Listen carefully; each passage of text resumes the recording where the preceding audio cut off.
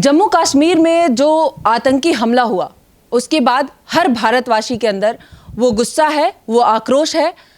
कहीं ना कहीं हर भारत के वो वासी हैं जो इसको जवाब देना चाहते हैं, हर तरीके से जवाब देना चाहते हैं। हर वो महिला हो या पुरुष हो या बच्चा हो, आज सबके अंदर वो गुस्सा है क्योंकि एक निर्दोष निहत्थे पर्यटक पर हमला किया गया है।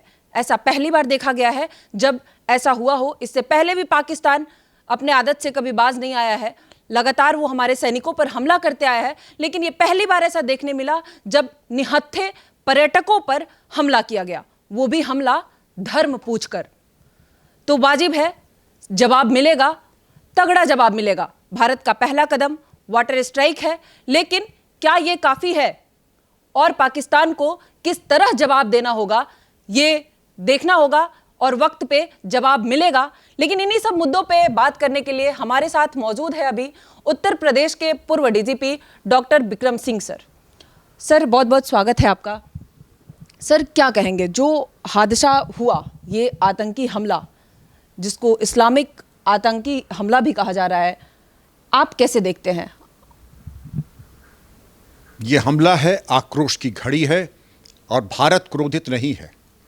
भारत की आंख में खून उतर आया है। क्रोध तो बहुत हल्का शब्द है। जिस तरीके से उन्होंने आक्रमण किया, धर्म संप्रदाय पूछने के बाद बीन बीन करके बच्चों और पत्नियों के सामने पुरुषों का नरसंहार किया, इसमें माफी का खाना नहीं है। पानी काट देना तो बड़ी छोटी बात है। ये तो वही है, कोढ़ के ऊपर या कैंसर के ऊपर लाल दवा लगा देना। लाल दवा नहीं, अब सर्जरी मांग रहा है, कुर्बानी मांग रहा है। आप जब यहाँ आए थे तब तक प्रधानमंत्री मोदी का टंकार स्वरूप एक उन्होंने जो आवाहन देश का किया है, उन्होंने कहा कि भारत की आत्मा पर आक्रमण है।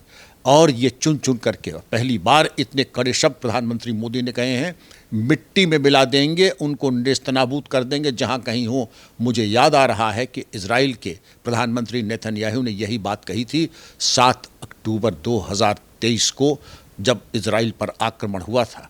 और वास्तव में इजराइल ने न सिर्फ गजा को क्रिकेट फील्ड बना दिया, और बल्कि जहाँ जहाँ ये हमास के एक्टिविस्ट थे, बीन बीन करके उनको निपटा दिया। दुनिया में बड़े लोग आए कि कैंडल मार्च और उनके मानवाधिकार मानवों के होते हैं, दानवों के कोई मानवाधिकार नहीं होते हैं। देश ये समझ लें। और आज भी पीड़ा इस बात की है कि हमारे 150 करोड़ लोग जहाँ उनके आंसू नहीं थम रहे हैं, कुछ लोग ये कह रहे हैं, क्या कह रहे हैं कि आतंकवाद की कोई जात नहीं होती है। कान खोल के सुन लो, जात उनकी नहीं है जो इस तरीके के बेबुनियाद बातें कर रहे हैं। जात उनकी नहीं है जो चरमपंथियों को कवर फायर दे रहे हैं। और मैं ये चाहूँगा, आज अगर जो मौन है वो कायर हैं, बुज़दिल हैं। जो मौन है वो कायर हैं, बुज़दिल हैं, क्योंकि ये आखिरी मौका है, आखिरी दस्तक है। इसके बाद अगर आप मौन रहे तो आप आजीवन, आप और आपका कुल और वंश मौन ही रहेगा। तो चयन करना है आज भारत को और विश्व को कि ये जो जिहादी माइंडसेट का आक्रमण, रिलीजियस जेनोसाइड जो हो रहा है, आप उठ के खड़े होंगे या नहीं होंगे। उठ के खड़े नहीं होंगे तो जिस तरह हमारे 27 भारतीय जो गए थे पिकनिक पर और चले गए अपनी चिताओं पर, वही भविष्य आप सबका होगा जो मौन व्रत धारण किए हैं और जो टेररिस्ट को आप कवर फायर दे रहे हैं। मेरी बातें कड़वी हो सकती, लेकिन मुझे मीठी बातें करना आता नहीं है। आपने देखा होगा कि पुलवामा अटैक के बाद ये सबसे बड़ा आक्रमण था। उसके बाद आपने देखा होगा कि वर्ष 2000 में 35 सिख भाइयों का नरसंहार हुआ था और बिल क्लिंटन भारत में थे। और उसके बाद आपने देखा होगा जब डोनाल्ड ट्रंप आए तो दिल्ली दंगे हुए, दिल्ली जला। आज जब अमेरिकी वाइस प्रेसिडेंट भारत में थे, प्रधानमंत्री मोदी सऊदी अरेबिया में थे, उस वक्त आक्रमण, हम बताएंगे आक्रमण के और क्या कारण हो सकते हैं। क्योंकि बताया ये जाता है कि कुछ बड़े वरिष्ठ अधिकारी सेना के और इंटेलिजेंस के LTC अपने परिवार के साथ लीव ट्रैवल कंसेशन होता है, जो कि कुछ वर्षों में एक बार सभी अधिकारियों को मिलता है। अब जिन ट्रैवल एजेंट्स ने उनके टिकट बनवाए थे वो जानते थे उनको, जिन होटल में रुके वो उनको जानते थे। मैं किसी पे आरोप नहीं लगा रहा हूँ, लेकिन विवेचना इन्वेस्टिगेशन का बड़ा महत्वपूर्ण बिंदु है। किस स्रोत से ये मालूम पड़ा कि शिकार आ गया है, आक्रमण करो। समझ रही हैं आप? सर ये भी कहा जा रहा था कि एक रिपोर्ट में ये भी आ रहा था कि ये हमला 15 अप्रैल को ही होना था जब मोदी जी का दौरा था वहाँ पे, लेकिन वो जब दौरा नहीं हुआ तो उसको टाल दिया गया और अब ये आक्रमण हुआ है। और कहीं ना कहीं ये भी है कि हमास के तर्ज पे इस हमला को किया गया है। आप कैसे देखते हैं? मैं बिल्कुल वही कह रहा हूँ, हमास के तर्ज पे, तो हमास के तर्ज पे हमला तो कर दिया, अब बच्चों हमास की तरह तुम मारे भी जाओगे, हमास के तर्ज पे तुम मारे भी जाओगे। और अब तो दुनिया भर में इसकी निंदा हो रही है। अमरीकी एक हैं माइकल रूबिन, जो फॉर्मर बहुत बड़े पेंटागन के अधिकारी रहे हैं, उन्होंने कहा है जैसे अप्लाइंग लिपस्टिक ऑन पिग्स, जिसको कहते हैं बेमतलब की बातें। ये नॉन स्टेट एक्टर्स हैं, ये लोकल वहाँ के जो हैं चरमपंथी ने फ्रीडम फाइटर्स हैं, ये कुछ नहीं है। उन्होंने कहा असीम मुनीर, जिन्होंने कहा था कश्मीर जो है पाकिस्तान की जुगुलर नस है, तो उन्होंने कहा असीम मुनीर और उसामा बिन लादेन में कोई अंतर नहीं है, दोनों चरमपंथी हैं। फ़र्क केवल इतना है एक बात का, उसामा बिन लादेन गुफाओं में रहता था, असीम मुनीर जो है महलों में रहता है, महल में रहता है, यही अंतर है। बाकी दोनों में कोई अंतर नहीं, दोनों चरमपंथी हैं, दोनों के खिलाफ कार्रवाई हो। सर अब ओवैसी जी है वो अब कह रहे हैं कि ये इंटेलिजेंस फेलियर है, कहीं ना कहीं हमारे सुरक्षा कर्मियों का चूक रह गया है जिसके कारण इस घटना को अंजाम दिया गया है। ओवैसी साहब पहले निंदा कर दें, चूक हुई या नहीं हम बात नहीं, आप पहले ये बताएं चरमपंथियों की तरफ खड़े हैं या भारत की तरफ खड़े, पहले तो निर्णय इसका हो जाए।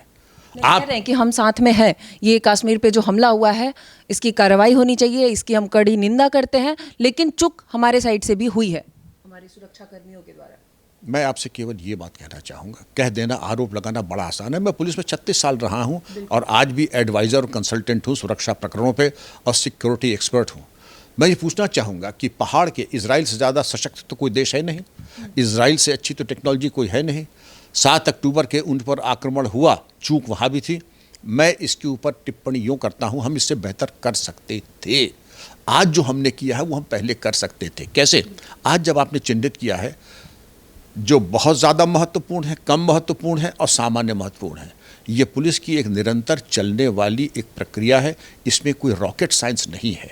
इसमें आपको देखना होगा कि आपके रोज़ के प्रोग्राम, ऐसा नहीं कि आज आपने सूची बना ली कि अ ब स most important, most sensitive, XYZ moderate sensitive और BCD वो आपके दूसरे लेवल पे। ये रोज़ सिचुएशन बदलती है, जुमे के दिन स्थितियाँ अलग होंगी, त्यौहार के दिन अलग होगी, जो आपके हॉलीडेज़ होते हैं उसमें स्थितियाँ अलग होगी। तो जैसी सिचुएशन हो तो अपनी QRT रीइंफोर्समेंट्स ऐसे लगाएं कि अगर कहीं कोई आक्रमण होता है, जैसे रोड ओपनिंग पार्टीज़ होती हैं, वो जाके सड़कों को सैनिटाइज करती हैं, तब बसेस जाती हैं।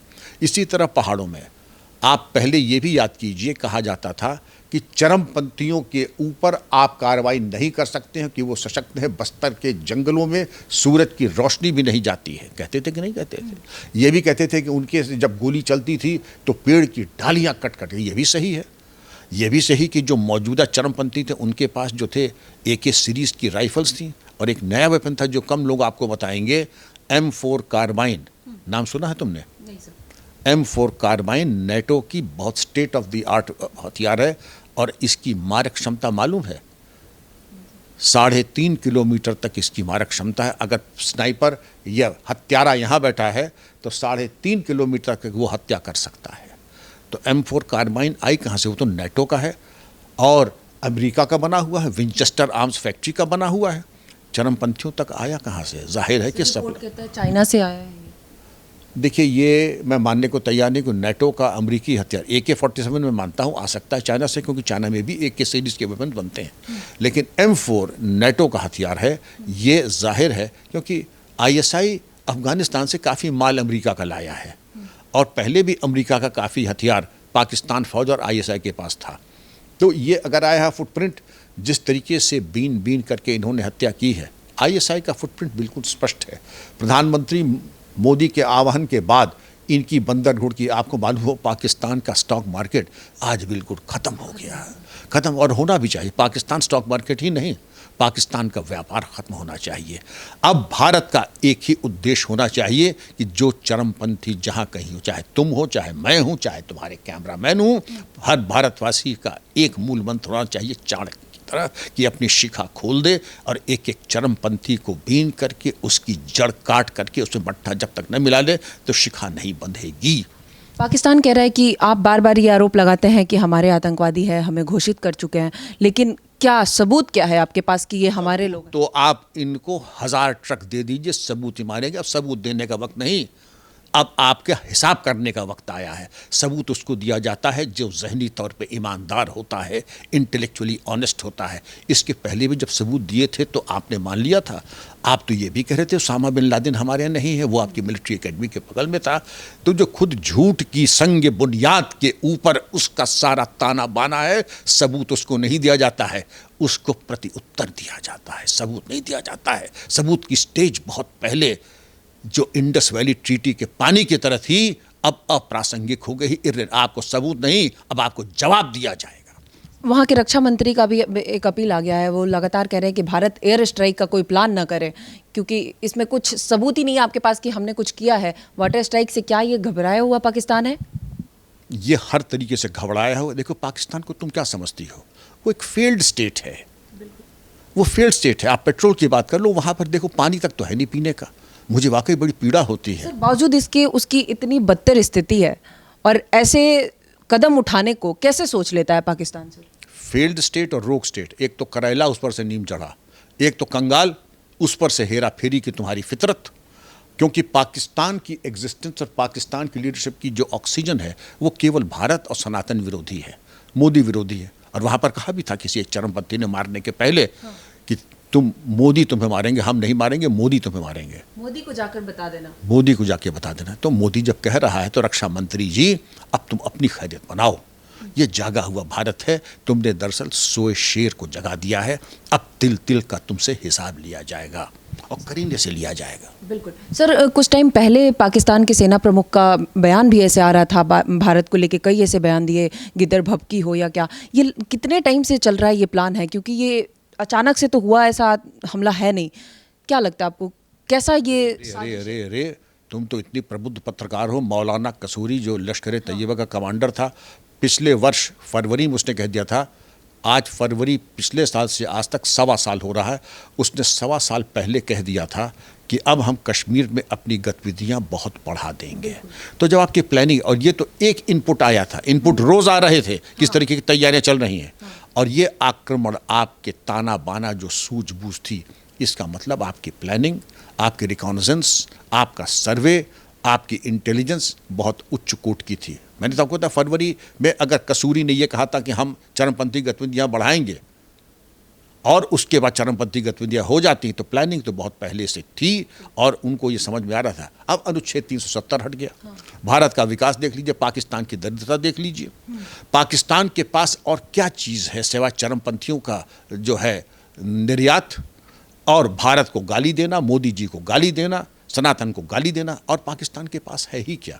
अभी तो पानी जब सिंधु का जा रहा है तब ये आलम है। यूट्यूब पे जाइए, वहाँ महिला कह रही हैं कि बच्चों के शौच के बाद धुलवाने के हमारे पास पानी नहीं है। पीने का पानी तो छोड़ दीजिए, हम आंचल पोंछ करके अपने बच्चों को साफ करते हैं और सब बीमार पड़ रहे हैं पीने का पानी। और अगर जब सिंधु पानी, मुझे कष्ट भी होता है क्योंकि हर पाकिस्तानी बुरा नहीं है। आप याद करें हमारा जब अभिनंदन वहाँ था तो पाकिस्तान की महिलाओं ने मोर्चा खोला था कि अभिनंदन को भारत वापस कीजिए। हम किसी हम एहसान फरामोश नहीं है, हम एहसान कभी भूलते भी नहीं हैं। हम उन महिलाओं के जज्बे को सलाम करते हैं, लेकिन हम क्या करें जब हमारे 27 निरीह मारे गए। जो प्रधानमंत्री मोदी ने कहा कि ये भारत की आत्मा पर आक्रमण है, तो प्रतिशोध मैं नहीं कहूँगा, लेकिन इसकी हिसाब तो हो करके रहेगा। और जिस तरीके से तुम बड़बोलापना करते थे, देखा कि जिहादी जेनोसाइड, भारत नहीं विश्व, जो अभी आपको 3 अखबार का मैं नाम दे रहा हूँ, न्यूयॉर्क टाइम्स एक हत्याकांड और कुछ नहीं कहा, BBC गोली कांड, गार्जियन बताया जाता है कि भारत के नियंत्रण में कश्मीर, वहाँ पर कुछ गोलीबारी में कुछ लोग मारे गए। तो हम भी कह दें कि ये 9/11 में एक बिल्डिंग के गिरने से कुछ लोग मर गए थे, हम भी कह सकते हैं। इस तरीके से अगर आपका इंटरप्रिटेशन, आंख में इतनी चर्बी चढ़ गई है कि चरमपंथी गतिविधियों में और हत्याकांड में आपको फर्क नहीं मालूम, जात संप्रदाय देख करके, बिरादरी देख करके आपने बीन बीन करके मारा, और आप ये कह रहे हैं गोली कांड में कुछ लोगों की हत्या, मर्डर हो गया। ये मर्डर है। प्रधानमंत्री कह रहे हैं कि भारत की आत्मा पर आक्रमण है, और इसके लिए ज़रूरी है कि बात यहीं ख़त्म नहीं होती है। मैं कोशिश करता हूं कि मैं भावावेश में ना हूं, मैं कोशिश ही कर सकता हूं, लेकिन जब धरती के दामन पर हो दाग लहू के होली के, मैं कैसे गीत सुना दूं बिंदिया कुमकुम रोली के। आपके पूरा ये क्रिकेट और ये अमन की आशा और ये सब जो स्वांग है ना, आबिदा परवीन का सूफियाना और गुलाम अली के गज़लें नज़में, ये होनी चाहिए ख़त्म। लानत है उनके ऊपर जो ऐसे आर्टिस्ट के साथ संबंध रखते हैं, और अगर भारत में कोई प्रतिबंध आता है तो इंग्लैंड में जाकर के फिल्में बनाते हैं पाकिस्तानी स्टार्स के साथ, जिनके हाथ और कपड़े हमारे नौजवानों के खून से सने हों। उनसे संबंध कैसा है? वो भी आप मूक सहमति दे रहे हैं उन हत्यारों को। मैंने तो कहा जो मौन है आज, वो चरमपंथियों को साथ दे रहे हैं। जो भर्त्सना नहीं कर रहे हैं वो चरमपंथियों का साथ दे रहे हैं। और जो पाकिस्तान के साथ क्रिकेट की वकालत और अमन की आशा और इस तरीके की बातें कर रहे हैं और उनके एक्टर्स, एक्ट्रेसेस और आर्टिस्टों को बुलाना चाहते हैं, मैं उनकी भी भर्त्सना करता हूं कि लानत है तुम्हारी परवरिश के ऊपर, और लानत है तुम सबके ऊपर। लानत है उनके ऊपर जो कहते हैं कि चूंकि यहां पर वक्फ एक्ट आ गया इसलिए वहां पर यह कार्रवाई होगी। लानत है उनके ऊपर भी। सर, ऑफ कोर्स टाइम आ गया है। राजनीतिक, कूटनीतिक हर रिलेशन को भारत खत्म किया है, अभी जो पहला कदम उठाया है, यहाँ तक कि मानवता को जिस मानवता को निभा रहे थे उससे भी ऊपर उठ के पानी बंद किया है। लेकिन बावजूद इसके आपको लगता है कि पाकिस्तान बाज आएगा? उसको किस तरीके से अब अगली कार्रवाई होनी चाहिए? क्या होना चाहिए कि इस आतंकवाद पे अब पूरी तरह से अंकुश लगे? प्रधानमंत्री का आह्वान सुन लीजिए, हूबहू वही है जो आह्वान प्राइम मिनिस्टर नेतन्याहू ने 7 अक्टूबर के आक्रमण के बाद किया था। और आपके सवाल का जवाब ये है जो हमारे योगी जी महाराज ने कहा था, लातों के भूत बातों से नहीं मानते। इनसे वही नहीं कि आप सबूत देने का समय खत्म हो गया। सबूत उनको दिया जाता है जो सबूत न्याय, अंतरात्मा, ज़मीर उसकी बात करें। लेकिन जहाँ ना अंतरात्मा है न ज़मीर है, जो सिर्फ जेनोसाइड, जिहाद की जो जिहादी जेनोसाइड की बात करते हैं, उनसे न सबूत न उनसे बात, उनसे सिर्फ कार्रवाई और उनसे हिसाब लिया जाता है। सबूत देने का काम खत्म हो गया। इतनी बार सबूत दिए आपको, पुलवामा के बाद सबूत दिया, क्या किया आपने? 26/11 के सबूत दिया, क्या किया आपने? आप तो मानने को तैयार नहीं कि उसामा बिन लादेन आपने पाल रखा था। आप मानने को तैयार नहीं थे कि कसाब आपके यहाँ का है। आप मानने को तैयार नहीं थे कि पुलवामा के इतना सबूत दिया, आपके लोग आए। अब सबूत नहीं, अब कार्रवाई होगी। अपनी खैरियत बनाओ। अभी तो स्टॉक मार्केट गिरी है, पानी की किल्लत आई है। अब देखा जाएगा कि तुमने जो किया है, और वही हर भारतवासी की इच्छा है, हम चाहे खाली पेट रहें, सूखी रोटी नमक के साथ खा लें, लेकिन प्रधानमंत्री मोदी जी पीछे मत हटिएगा। अभी कश्मीर वासियों को भी देखा जा रहा है कि साथ है, वो लगातार कह रहे हैं पाकिस्तान वहाँ पे बंद का आह्वान हो या पाकिस्तानियों पे कोई हमला करना हो, सबके साथ है। उमर अब्दुल्ला जी का भी बयान आया है, उनका कहना है कि हम ये कब से झेल रहे हैं, हम कश्मीरी हैं, याद से नहीं, हम हमेशा से देखते आ रहे हैं और हम साथ हैं, यहाँ कोई पॉलिटिक्स नहीं है, हम सरकार के साथ हैं और जो भी कार्रवाई होगी उनमें हम साथ हैं। कितना आप सहमत हैं? मुझे देखिए, नेताओं से मैं बड़ा विस्मय में रहता हूँ, बड़ा सम्मान करता हूँ नेताओं का, लेकिन जब नेता कहता है पूरब देखो तो मैं पश्चिम ज़रूर एक बार देख लेता हूँ। ध्यान रहे, फिर से मैं कह रहा हूँ, उनके पिताजी ने आज से 10 दिन पहले दिया था, यूट्यूब पे उनका बयान है। मैं उनका बयान वर्बेटिम आपको बता देता हूँ। अभी कश्मीरी हिंदू कश्मीर नहीं वापस लौट सकते हैं क्योंकि दिलों में जगह नहीं है। जब दिलों में जगह बन जाए तब कश्मीरी पंडित वापस कश्मीर आए। तो दिलों में जगह मेरे जीवन काल में तो थी नहीं, और मैं कोई बच्चा तो हूँ नहीं दुधमुहा। दिलों में जगह तो तब तो थी नहीं, आज भी नहीं है, और मुझे नहीं दिखता कि मेरे जीवन काल में, जो कि बहुत ज़्यादा नहीं है, उसमें दिल में जगह बनेगी। तो दिल में अगर जगह नहीं बनी तो कश्मीर पंडित हमेशा अपने ही देश में मातृभूमि में रिफ्यूजी की तरह रहेंगे। दिलों में जगह बना दें तो भी कल्याणकारी होगा श्रीमान जी। दिलों में जगह नहीं है तो हमारे बिहारी और सिख भाई और हमारे झारखंड से, उत्तर प्रदेश से, मध्य प्रदेश से लोग बेकरार हैं वहाँ पहुँचने के लिए। मैं उम्मीद करता हूँ कि आप परिपक्वता के साथ कश्मीर और कश्मीरियत की आन बान शान को दृष्टिगत रखते हुए बाइज्जत कश्मीरी पंडितों को वहाँ पर पुनर्वास सुनिश्चित करें वरना आपका पाप का घड़ा पूरा भर चुका है। तो मैंने यही कहा ना, जब हमारे विद्वान राजनीतिक नेता कुछ कहते हैं, अगर पूरब तो मैं पश्चिम एक बार ज़रूर देख लेता हूँ।